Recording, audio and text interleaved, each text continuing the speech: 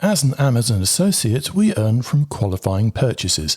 This podcast is supported by its listeners.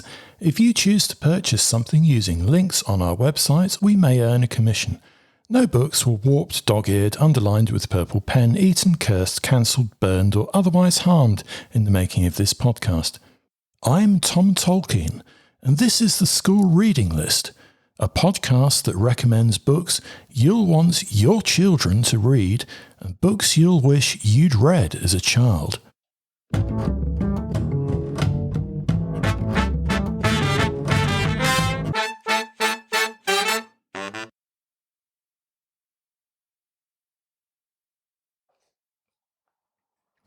To kick off episode 30 of the School Reading List podcast, let's rip open some book post. Under a Fire-Red Sky by Geraldine McCaughrean. As bombs rain down on London, 4 young evacuees decide to stay behind, bound by friendship and circumstance. Lawrence tinkers with a secret invention, Jemmy adopts a stray, Franklin dreams of firefighting, and Olive holds her fractured family together. Through blackouts and burning streets, they face the war in their own way. Inspired by her firefighter father, Geraldine McCaughrean delivers a gripping tale of courage, survival, and the unexpected strength found in friendship. It's a stunningly woven tale of resilience. Highly recommended.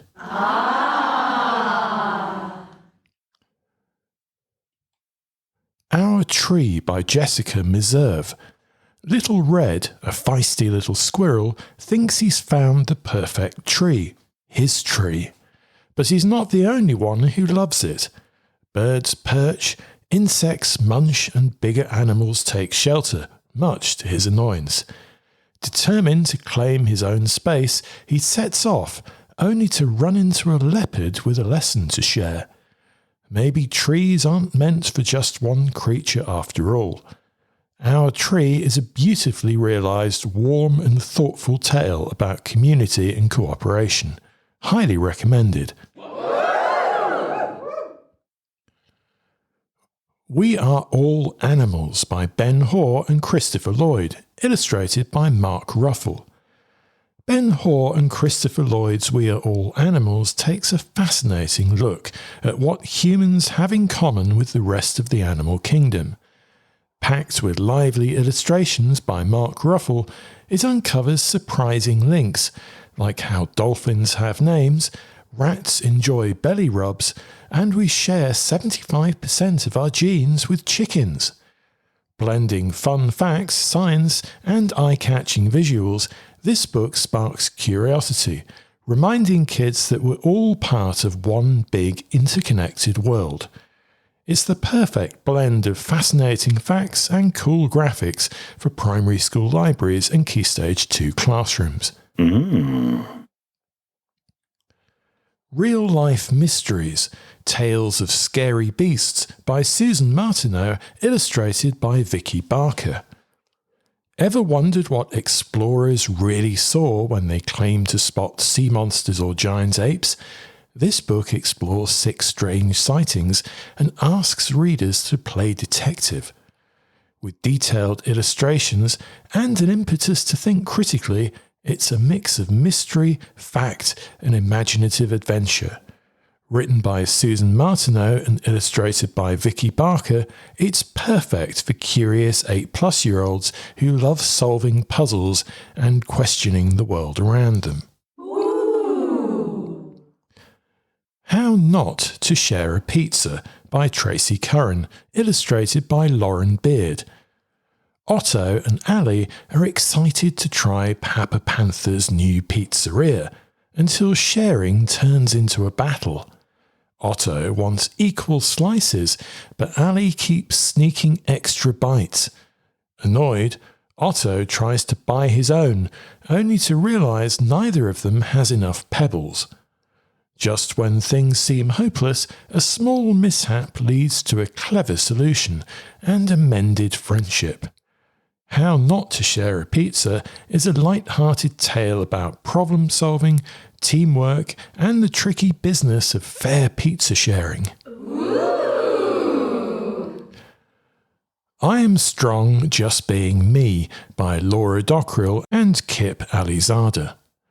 When Bean asked Nana what it means to be strong, the answer isn't as simple as they expect. Is strength about winning, speaking the loudest, always being right, or could it be something quieter, kindness, resilience, or knowing when to listen? With gentle, thoughtful storytelling and expressive illustrations, this book flips the usual idea of strength on its head, inviting children to see power in unexpected places and in themselves. A beautifully written, warm, reflective read that lingers long after the last page. Hank Goes Honk by Maudie Powell-Tuck and Duncan Beedie. Hank, a loud and disruptive goose, struggles with his behaviour and its impact on others in this picture book for children aged 3 to 6. His disruptive actions, such as interrupting conversations and causing chaos, lead him to realise the value of being considerate. This book addresses themes of friendship and empathy, offering a light-hearted approach to understanding and improving social interactions. It's perfect for discussing with EYFS children.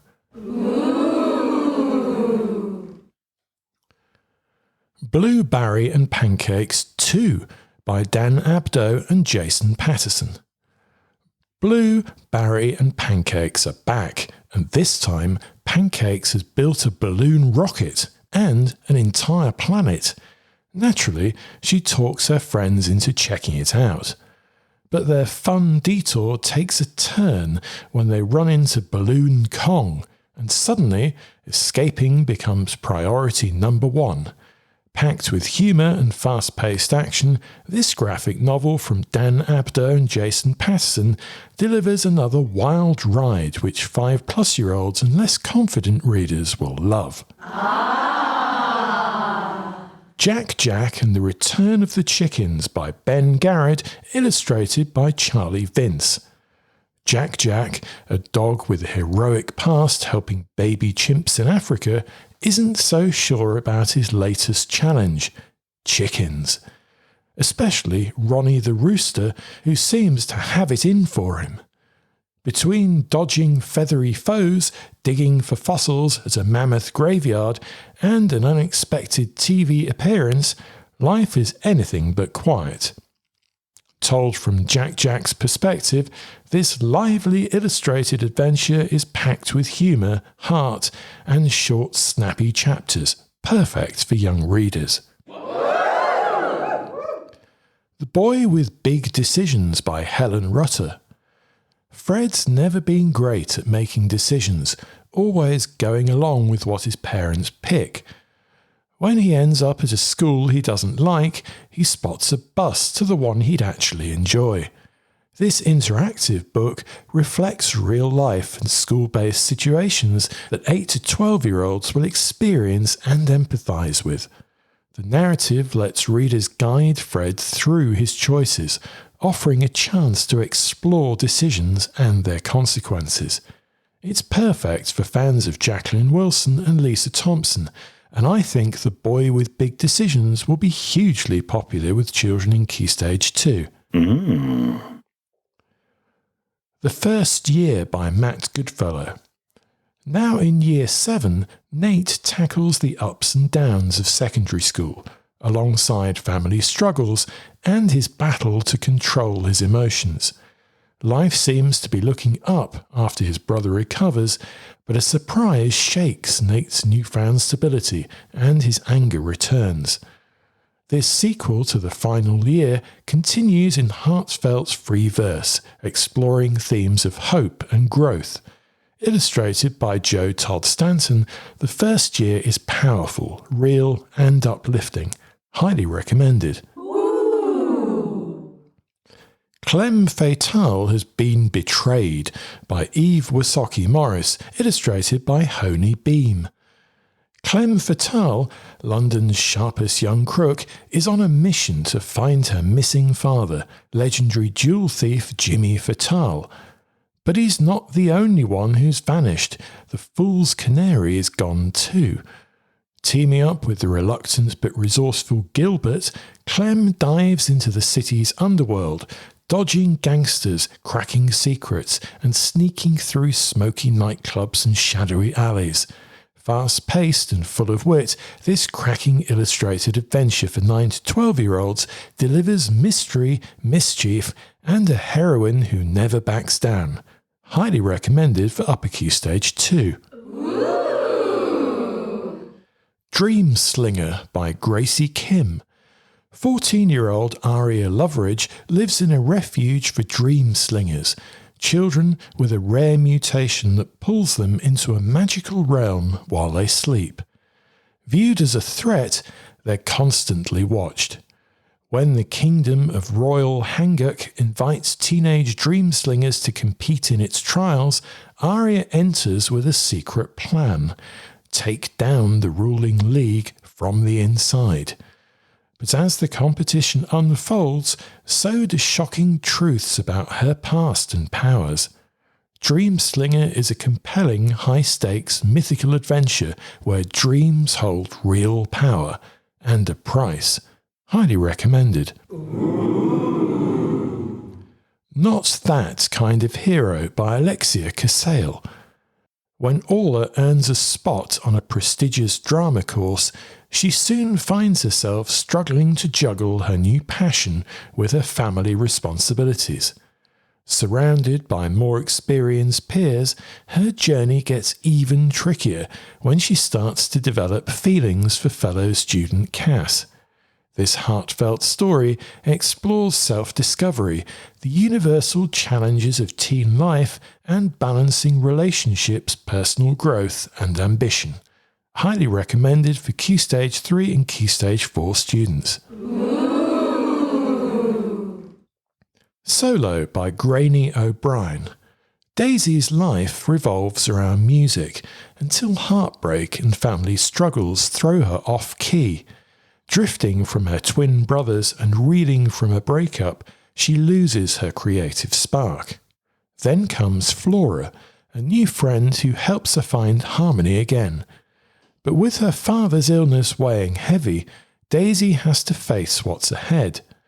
Told in absorbing verse with a rhythm that mirrors her journey, Solo is a sparkling story of friendship, loss, and finding your way back to yourself. Highly recommended for Key Stage 4. Where Shadows Meet by Patrice Caldwell. Set in a world of gods, vampires and humans, Where Shadows Meet follows Layla, a Melikora princess, on a dangerous quest to save her friend after their capital is attacked. With the help of a seer, Nadia, she faces ancient forces that test love, power and identity. Blending dark fantasy with romance, this gripping tale dives into destiny and sacrifice, and it's perfect for anyone who loves an edgy, otherworldly adventure. Thank you to all the publishers and publicists for sending us books to review here on this podcast and on our website schoolreadinglist.co.uk.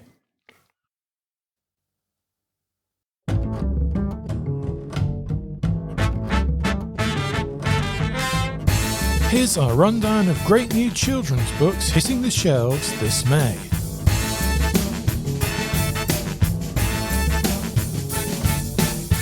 Land of the Last Wildcat by Louis Sitt. A Flash of Neon by Sophie Cameron. I'm Going to Make a Friend by Darren Chetty and Sanjay Prabhat. So Devin Wore a Skirt by Shireen Largy and Lucy Fleming. Traumaland by Josh Silver. Valley of the Vikings by Liz Kessler. Evie and Mariam's Family Tree by Janine Hayat.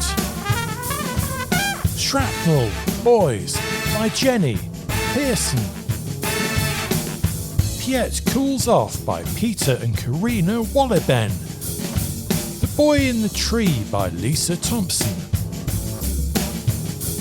The Thrashers by Julie Soto. Breakthrough by Omar Sharif. Epic Cities by Sam Sedgman and Daniel Long. The Other Girl by Emily Barr. Get Dressed by Katie Canales.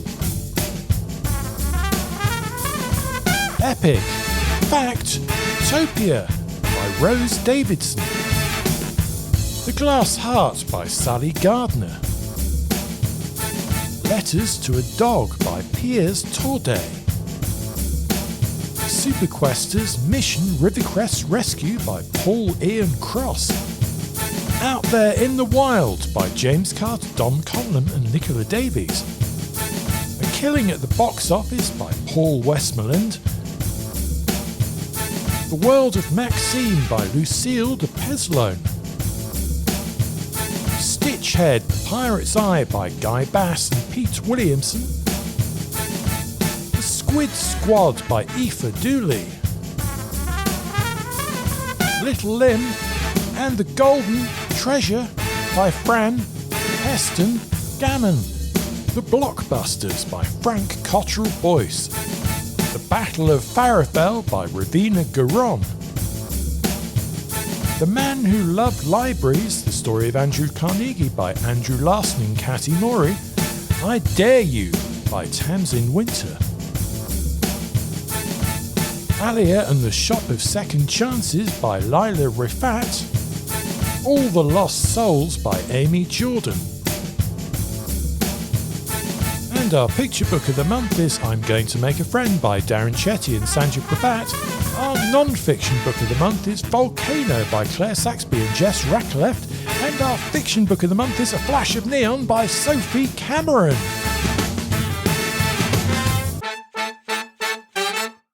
Bookety book, let's get reading.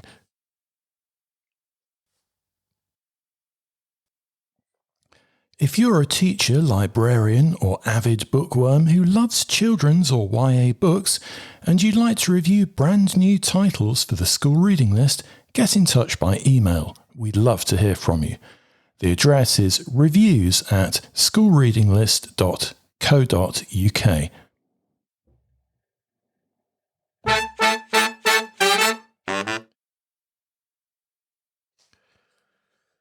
And our featured book list this month is our Books for Preschool list, and here are some of the newest titles. A Bird Day by Eva Lindstrom.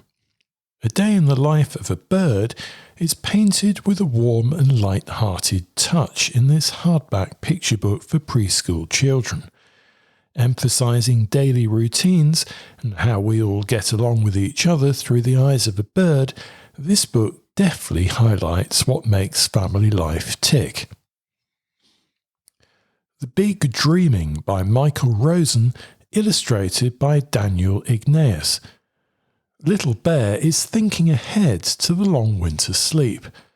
Worried that he might run out of dreams, he talks to the other animals who share their dreams of happiness, homecoming, and hope.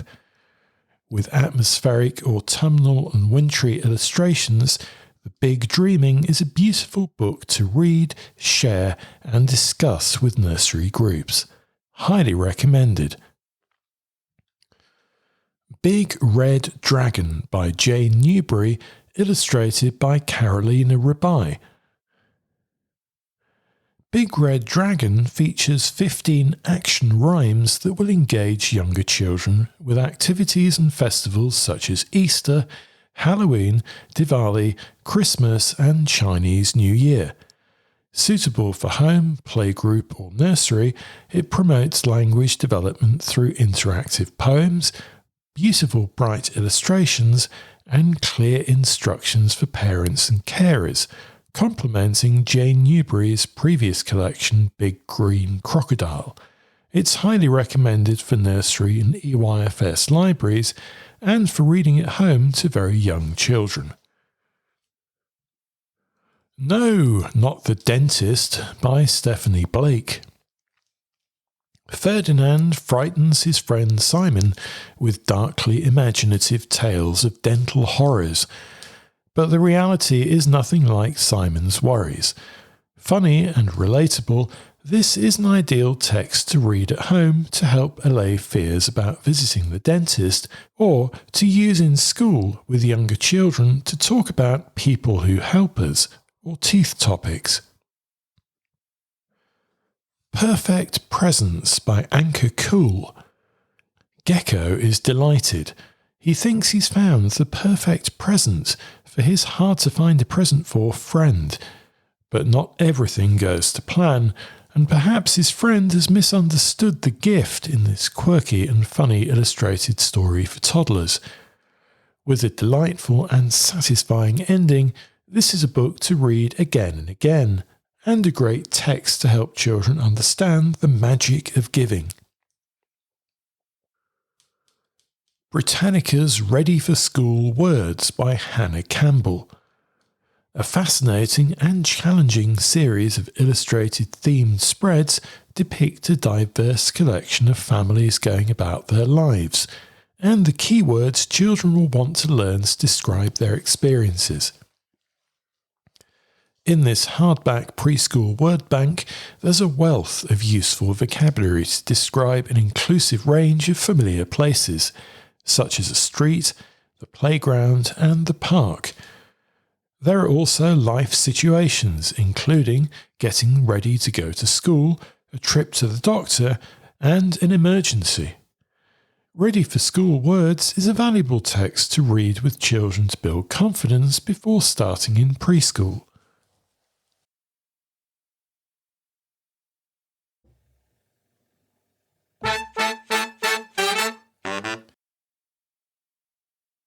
Here's a selection of exciting new book tasters sent to us by new and self-published children's authors this month.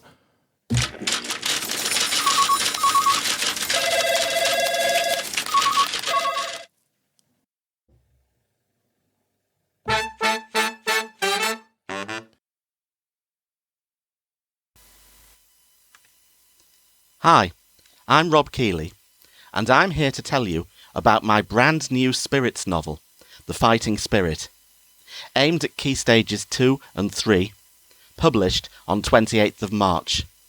Yes, after 5 years, the Spirit series is back. Edward, the Victorian boy ghost, has found 2 new mortal friends, Ruby and Jaden. He's been studying for his spirit levels, and now knows how to time travel. Unfortunately, things go wrong when he and his friends become trapped in World War II and stumble across a royal kidnapping plot. Great to tie in with history studies. Check it out, along with the earlier books, at robkeeley.co.uk. That's K-E-E-L-E-Y. Author workshops also available. Thanks, and, as Edward would say, boo!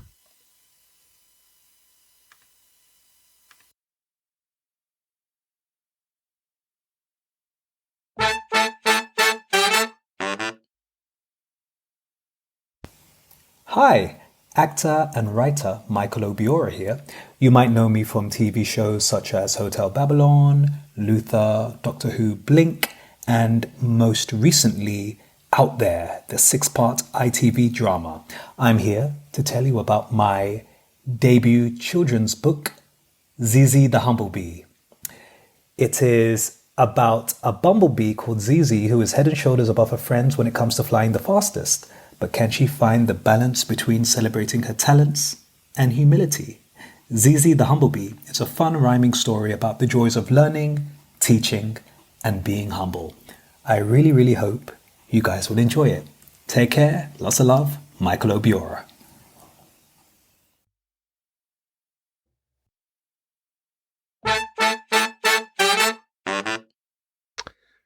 Hi, my name is Paul Simpson, and I am the author and illustrator of a book called Molly the Moo. This is a set of 10 books currently, with more to come, and they are all available on the Amazon bookstore where I self-publish. The books are aimed at preschool, starting as a bedtime story, but they can go up to maybe the ages of 5 or 6 for reading. And each book is centred around Molly, who explores the world around her with the help of her friends. Along with the storybook, I've also added a set of pages to learn from at the back of the book. This could include anything from a numbers page, learning the alphabet, colours and simple shapes and what they are. I've also included British Sign Language tutorials, with BSL being an option in schools coming from this September. With the help of a professional BSL teacher and translator, each book contains a few words to try out via the illustrated tutorials.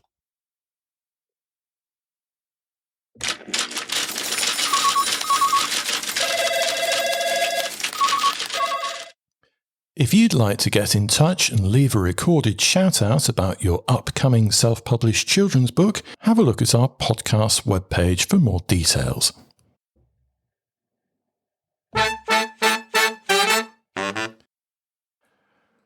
Why investing in your school library can boost your school inspection grade.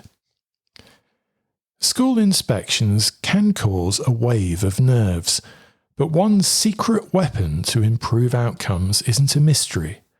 It's your school library. Inspectors from Ofsted and the Independent Schools Inspectorate increasingly focus on how well schools support students' personal development, resilience, well-being, and respect for diversity. It turns out a strong library and a genuine culture of reading for pleasure tick all these boxes, and more. Ofsted's inspection framework places a strong emphasis on developing character, resilience, and an understanding of British values like mutual respect and tolerance. Conveniently, a good story often teaches these better than a lecture ever could. Fiction allows students to grapple with complex issues, develop empathy, and encounter diverse perspectives, exactly what inspectors look for in outstanding schools. For example, a class discussing Mallory Blackman's Noughts and Crosses will naturally explore race, prejudice, and tolerance without even realising they're addressing key Ofsted targets. Libraries that offer diverse and inclusive reading materials send a clear signal to inspectors that the school promotes equality and respects protected characteristics like disability, gender, identity, race, and religion. Books that feature characters from varied backgrounds help students see beyond their own experiences. It sounds simple, but this genuinely builds empathy and challenges stereotypes, a major tick for inspectors. But it's not just Ofsted. ISI inspections of independent schools also highlight the importance of well-being, character education, and cultural awareness. ISI specifically notes how schools must foster self-esteem, confidence, and resilience. A cosy library space or regular reading time provides mental breathing room for stressed pupils, helping them recharge and reflect. Even just a few quiet minutes lost in a good book can ease anxiety, something inspectors increasingly value. Moreover, ISI expects schools to actively promote fundamental British values and respect for diversity. Curating a broad range of reading materials covering different cultures, faiths, and perspectives helps students genuinely understand and appreciate the wider world. Schools scoring highly with ISI frequently have dynamic reading initiatives, from author visits to student-led book clubs, demonstrating a clear commitment to cultural inclusivity and critical thinking. There's plenty of research backing up the idea that reading for pleasure is linked to mental well-being, cognitive growth, and academic success. A recent study highlighted that children who regularly enjoy reading show improved mental health and higher educational outcomes as teenagers. This isn't just theory. Inspectors recognise that a love of reading translates directly into pupils who are mentally resilient and academically engaged. In secondary schools especially, a strong library also supports career guidance, a crucial inspection area.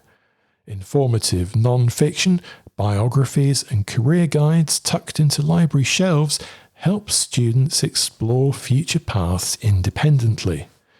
Inspectors note when pupils can confidently discuss careers, research skills, or interests sparked by a book discovered in the library. Practical examples from successful schools show this strategy in action. Schools earning outstanding inspection reports often prioritise reading visibly, whether through daily story time in primaries or dedicated reading mentors in secondaries. Some have innovative roles like pupil library ambassadors who help younger students choose books. Inspectors love initiatives like these because they neatly combine reading with personal responsibility and leadership. Unfortunately, library resources vary widely across the country. Alarmingly, 1 in 8 UK schools lack a library entirely, a number rising to 1 in 5 in disadvantaged areas. This directly affects pupils' learning and personal growth, hitting disadvantaged students the hardest. Inspection outcomes clearly reflect this gap. Schools without proper libraries frequently struggle to meet Ofsted and ISI's broader expectations for personal development and inclusion. On the bright side, schools investing in vibrant libraries reap visible rewards. Inspectors frequently praise schools with clear strategies around reading, noting the genuine enthusiasm of students and staff. Whether it's an independent prep school library launching Drop Everything and Read sessions, or state secondaries using data-driven library interventions, these efforts signal a commitment to pupil well-being, academic ambition, and social inclusion. The takeaway? If your school wants to impress inspectors, start with the library. Not just because it ticks inspection boxes, but because a thriving reading culture genuinely enriches pupils' lives. Books offer more than academic knowledge. They spark conversations, build empathy, and provide students with skills essential for navigating modern Britain. Inspectors know it, research backs it up, and your pupils deserve it.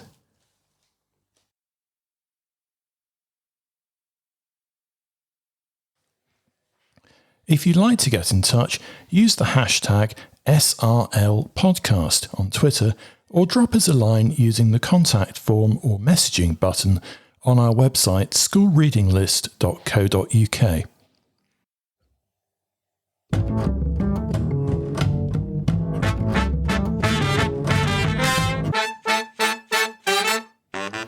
And all the books lived happily ever after. The end.